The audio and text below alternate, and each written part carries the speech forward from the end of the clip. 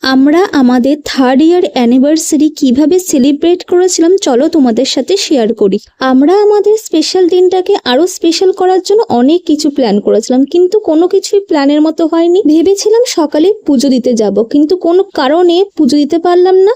তারপর বিকালে ভাবলাম একটু ঘুরতে বেরোবো, একটু রেস্টুরেন্টে খেতে যাব, কিন্তু বাইরে এত অন্ধকার করে বৃষ্টি, যা দেখে মনটাই ভেঙে গেল। আমার মনটাকে খুশি করতে বড়মশাই আমাকে এখানে দিয়ে দিল অ্যানিভার্সারি গিফট। আর বৃষ্টি কমার পর আমরা দুজনে বেরিয়ে পড়লাম রাস্তায়। অনেকক্ষণ ডিসাইড করার পর আমরা ফাইনালি যাচ্ছি কাঞ্চননগর। সেখানে গিয়ে মায়ের মন্দির দর্শন করলাম এবং অনেকক্ষণ বসে পরিবেশটা এনজয় করলাম। বৃষ্টি হওয়ার পর পরিবেশটা খুব সুন্দর হয়ে গেছিল। তারপর আমরা চলে গেছিলাম মোমো খেতে। এখানে আমরা একটা চিকেন স্টিম মোমো খেয়েছিলাম, একটা KFC স্টাইল মোমো খেয়েছিলাম। তারপর চলে আসলাম আমরা চিপ অ্যান্ড বেস্ট রেস্টুরেন্টে।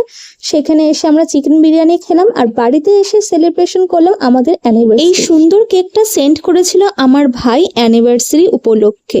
প্ল্যান মতো কোনো কিছু না হলেও আজকে দিনটা খুব ভালোভাবে কাটালাম। তোমাদের ভিডিওটা কেমন লাগলো অবশ্যই জানাও। Till then bye bye, tata.